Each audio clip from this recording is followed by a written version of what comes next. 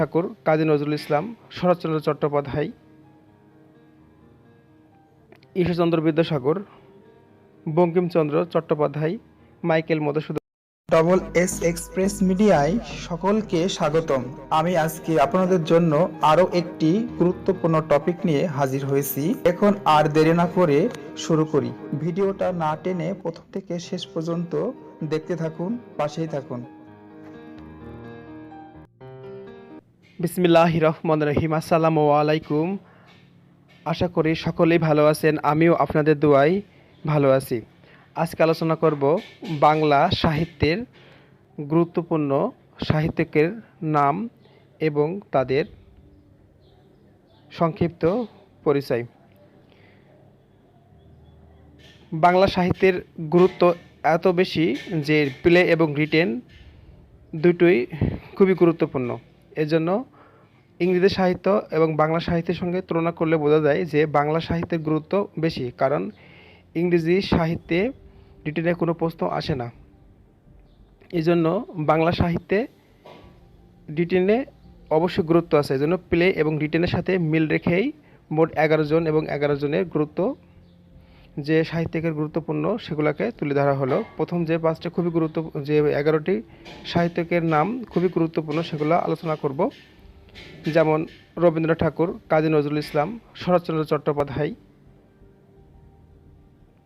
Ishwarchandra Vidyasagar, Bankimchandra Chattopadhyay, Michael Madhusudan Dutta, Mir Mosharraf Hossain, Kaykobad, Rokeya Sakhawat Hossain, Faruk Ahmed, Mir Mosharraf Hossain এবং দীনবন্ধু মিত্র। এছাড়াও 11 জন ছাড়াও এগুলোর গুরুত্ব কম নাই, যেমন প্লে এবং রিটেনের জন্য খুবই গুরুত্বপূর্ণ। মোট হচ্ছে 22 জন সাহিত্যিকের নাম, যেমন জীবনানন্দ দাশ, শরৎচন্দ্র চট্টোপাধ্যায়, শামসুর রহমান, প্রমোদ চৌধুরী, সৈয়দ শামসুল হক, জহির রায়হান, সৈয়দ অলিউল্লাহ, আলাউদ্দিন আল আজাদ, সেলিনা হোসেন, সেলিন আদ্দিন, সুফিয়া কামাল। এই মোট হচ্ছে 22 জনের নাম।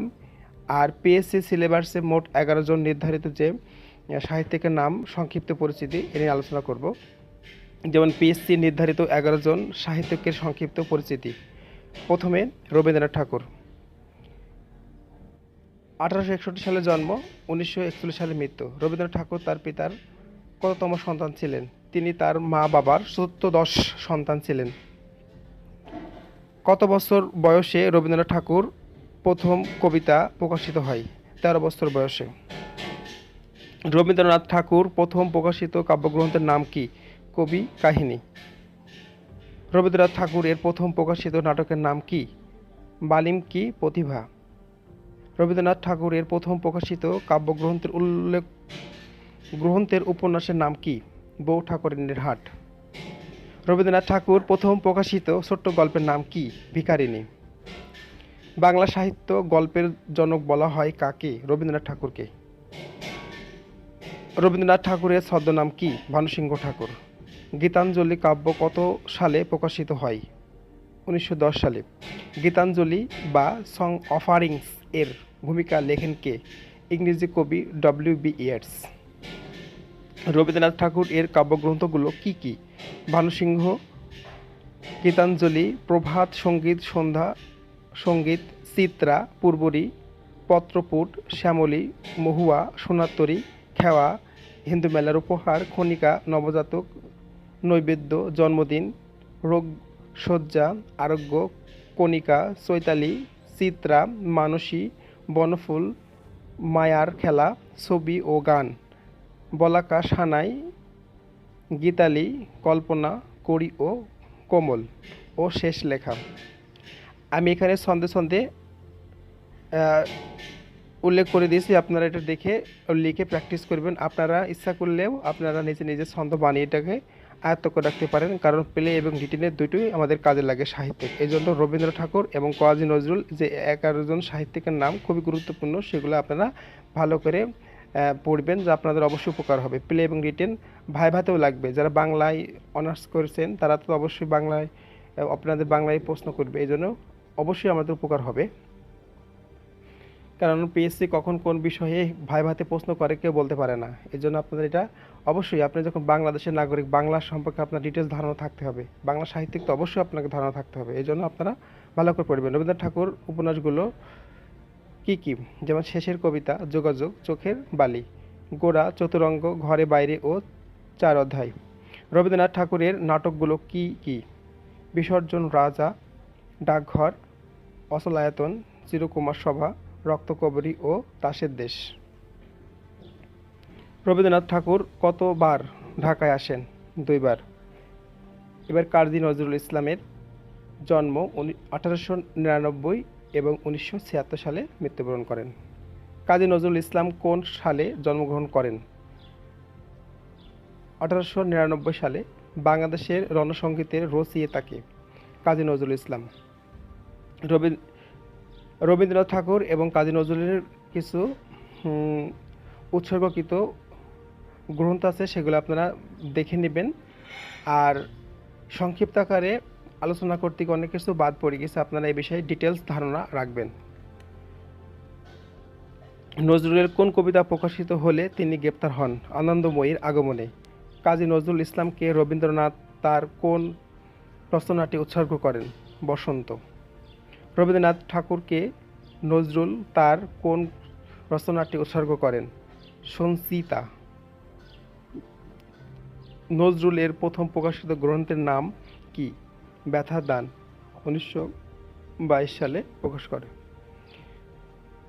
নজরুলের প্রথম প্রকাশিত কবিতার নাম কি? মুক্তি। নজরুলের প্রথম প্রকাশিত কাব্যগ্রন্থের নাম কি? অগ্নিবীণা। নজরুলের কাব্য গ্রন্থগুলো কি কি? সন্ধ্যা, নতুন চাঁদ, ছায়ানট, পোলাই, শিখা, অগ্নিবীণা।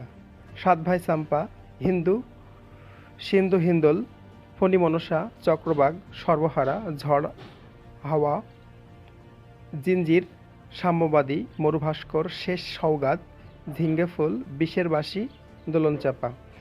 আপনারা এই ছন্দে এটা আপনারা নিজেরা বানিয়েও করতে পারেন। এই ছন্দটা লিখে নিয়ে বারে বার পড়ে আপনারা আত্মস্থ করতে পারেন এবং মনে রাখার জন্য খুবই হেল্পফুল হবে। নজরুলের উপন্যাসগুলো কি কি? বাঁধনহারা, কুহিলিকা, মৃত্যুক্ষুধা। নজরুলের গল্প গ্রন্থগুলোর নাম কি? শিউলিমালা, ব্যথার দান, রিক্তের বেদন। কাজী নজরুল ইসলাম কোন সালে প্রথম ঢাকায় আসেন? 1926 সালে।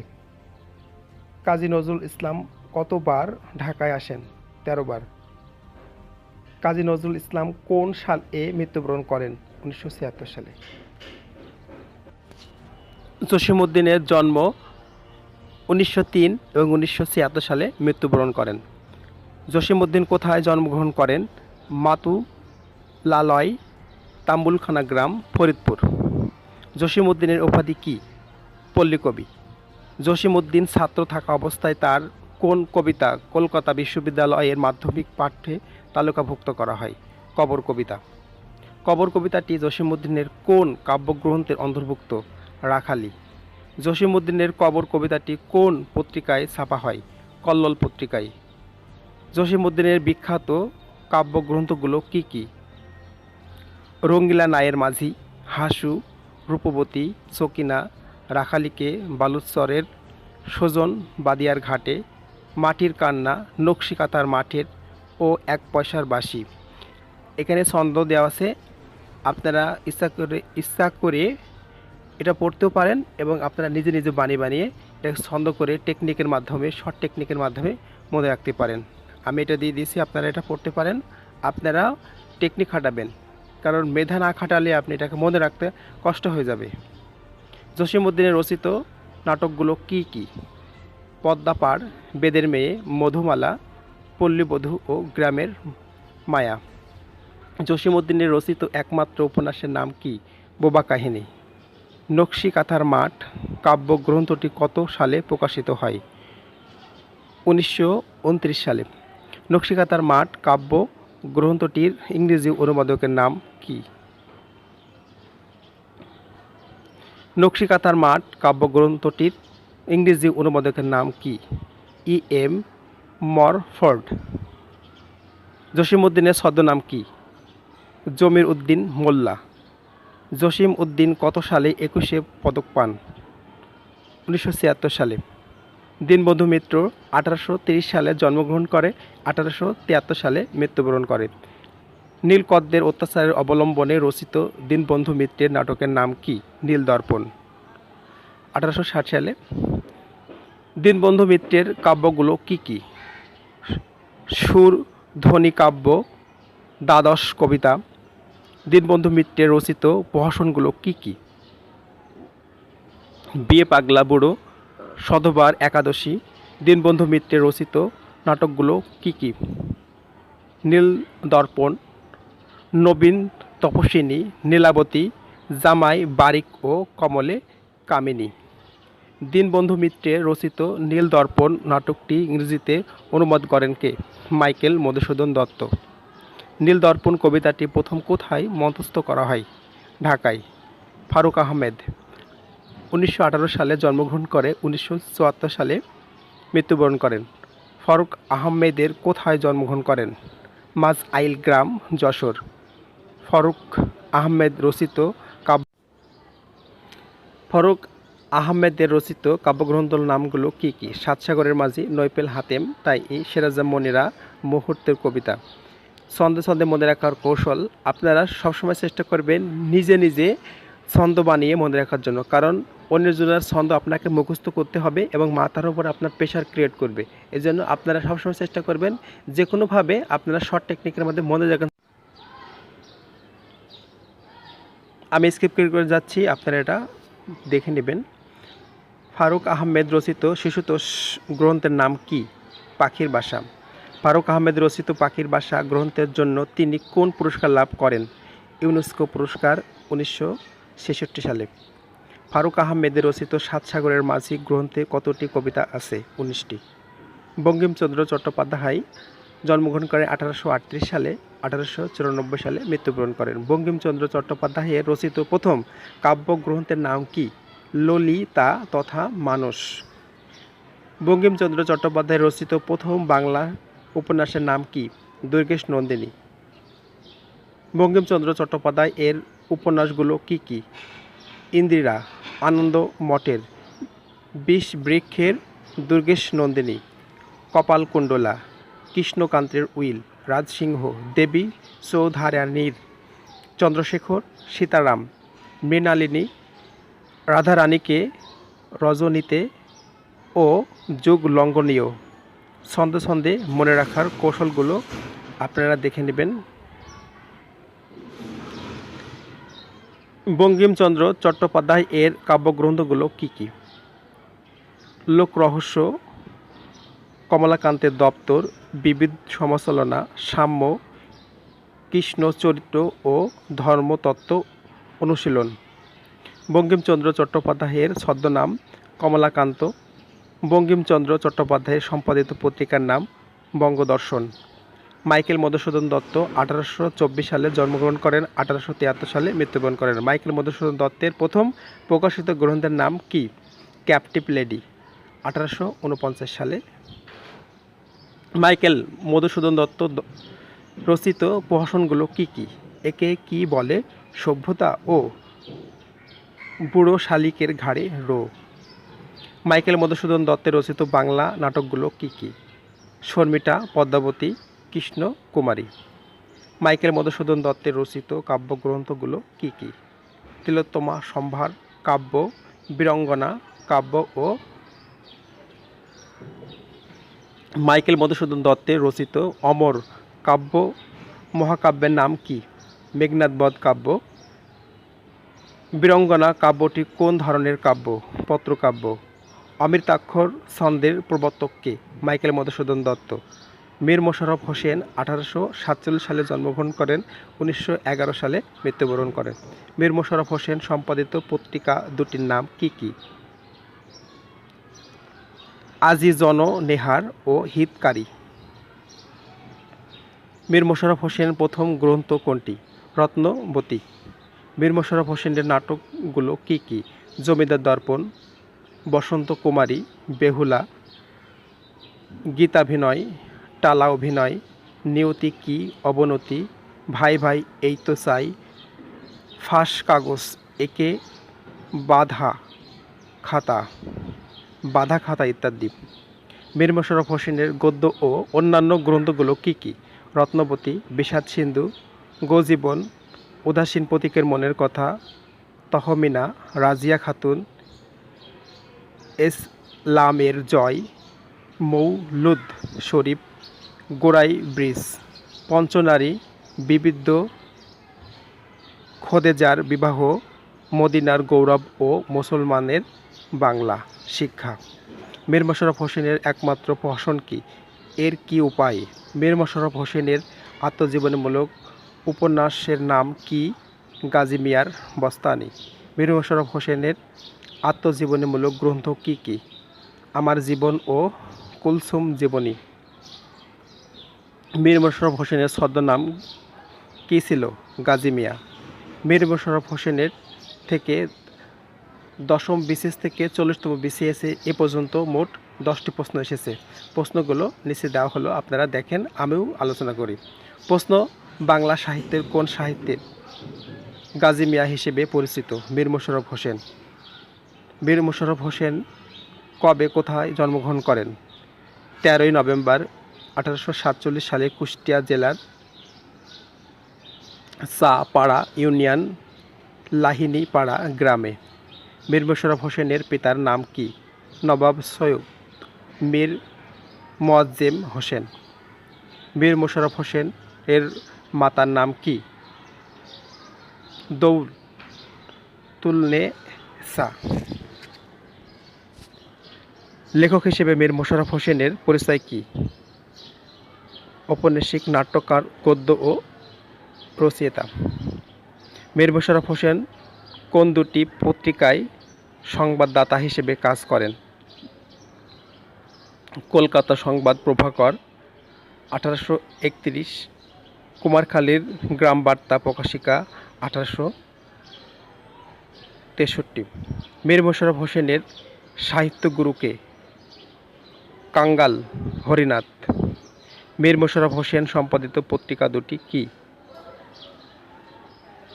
আজিজন নেহার, হিতকরী। মীর মশাররফ হোসেনের রচিত প্রথম গ্রন্থ থেকে তিনি কি পেলেন? তিনি মুসলমানদের মধ্যে প্রথম গদ্যগ্রন্থ রচয়িতার মর্যাদা পেলেন। গোজীবন কেমন রচনা?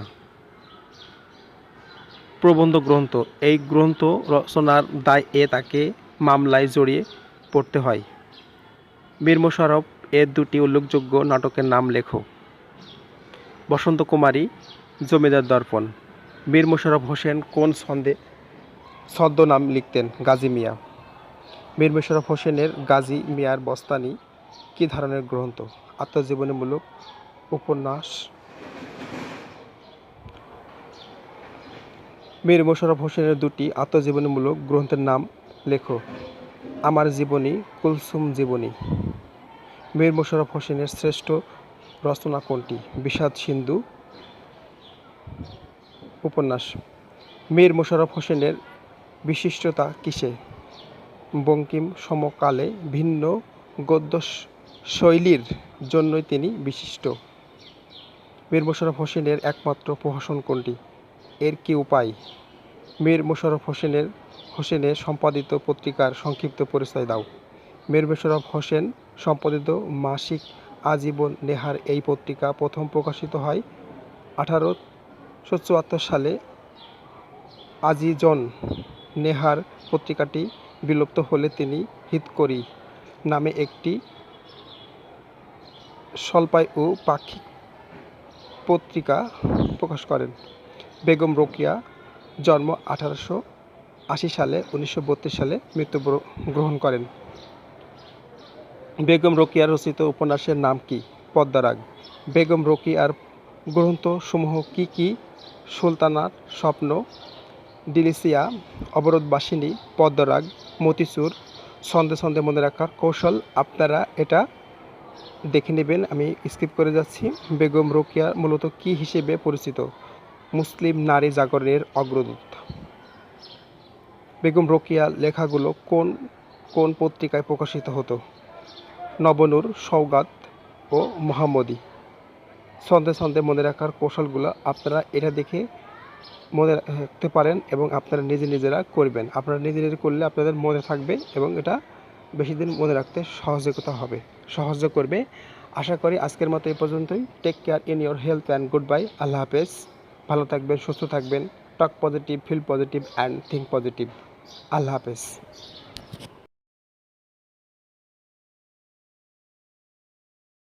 Learn more study related. You can take BCS, PLE written and Viva.